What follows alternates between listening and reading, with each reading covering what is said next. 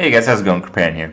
So I played a very interesting game today, and I wanted to show you guys just the kind of shit that happens in Arena, because it's just amazing. I was playing a pretty good priest deck, nothing too special. I didn't have much late game, but I had, very strong early, very strong mid game, and I was doing pretty well. I think this deck ended like 11-3, but I played priest multiple times today, so maybe confusing it with like a 8 or 9 win run. I don't exactly remember.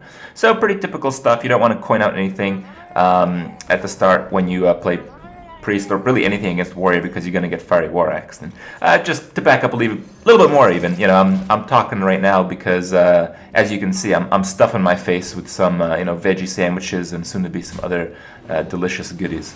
So my River Croc trades with a double Murloc. No big deal. He's got an armor smith. I mean, you're playing a warrior. I think this is at 2 wins. Who plays warrior? Warrior's shitty class. Armor smith? Come on, this guy has no idea what he's doing. We're just going to ruffle stomp him real quick. So we're going to play the Dark Cultist, and when you play Dark Cultist against 4 mana on a warrior, if you have an empty board, it's not really a good idea because it's probably going to get Death Spited. So all you want to do is you want to coin out that Power Word Shield just like I did there, and now Death Spite doesn't really work against it. However, it's still a bit weak to execute, but I mean, execute's even less common in Arena because, well, it's not the best of value, though. With Death Spite, it's a little bit better, so it's not too bad. But still, luckily, he didn't have Execute. I'm going to get some sweet board control here and do that Power Word Shadow Word Pain. I just wanted to get rid of that crap off the board. And playing the 2-1 Loot Hoarder makes it so my Dark Cultist kind of ups his damage range. Now, the Abomination is a very good counter. If I trade directly, it's not going to work. I have to attack with the Dark Cultist, then heal. So right now, I'm thinking about attacking in, then playing the little girl there, so I can draw that extra card. Very easy stuff.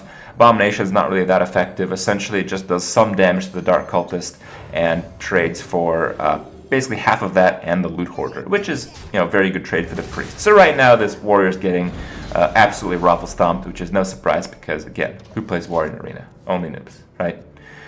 So things are going well as planned. Kirkron Elite, a little bit of a setback because that's going to kill the 1/1 for freeze. But I do have the Dark Cultist, and I can buff the Light Spawn when I trade. However, as it turns out, I have some Holy Smites in the deck, so we're going to drop that Garrison Auctioneer, drop the Holy Smite on it as a pretty nice top deck. I didn't need a top deck there, but that was a very nice way to handle things. The Garrison is a very good card in this deck. It probably is the reason why it carried me so far throughout the game, because I had so many of these little shitty spells, and, well, with Garrison, you draw most of your deck with them. So he does the Frothing Mortal Strike, which from the Warrior's perspective is a very good play because the Dark Cultist cannot kill the Frothing, and a Frothing, which gets out of control, pretty much takes the game by himself. Fortunately, I had the Shadow Word Pain, and I have the Light Spawn here. Now I have Dark Cultist, Light Spawn. Light Spawn's generally a pretty crappy card in the Arena because once it gets silenced, it's gone. And if you play Light Spawn on turn 4 an empty board and get silenced, you pretty much lose the game right then and there. Now, he plays the 4/6 Fairy Dragon, larger variation. It's kind of an issue because, I kind of have to lose at least 1 creature to bump up to 6 damage.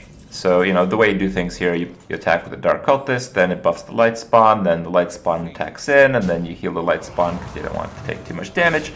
And it's a warrior. I mean, I have board lead, I have big creatures, I have more cards in my hand, I have answers, this guy's screwed.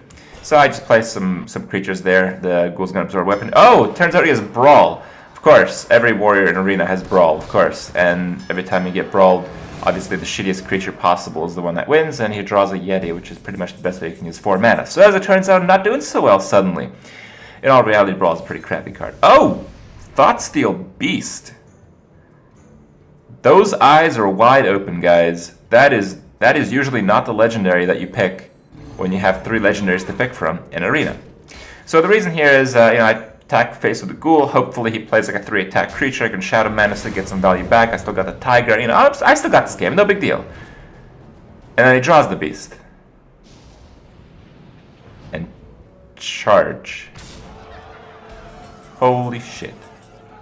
Okay. It's fine. It's fine. It's fine. I can just play the Sea Giant here.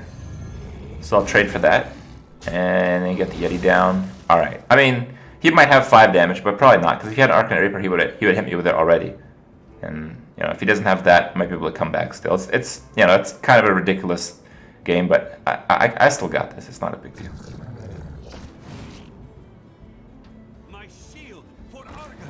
Yeah, on some days, Hearthstone's not really that fun of a game. Yeah. Turns out that when a game is spectacularly amazing for one player, usually that's taken directly from the soul of the other player. And today, that was me. And I hope you guys enjoyed it. I'm gonna see you guys tomorrow.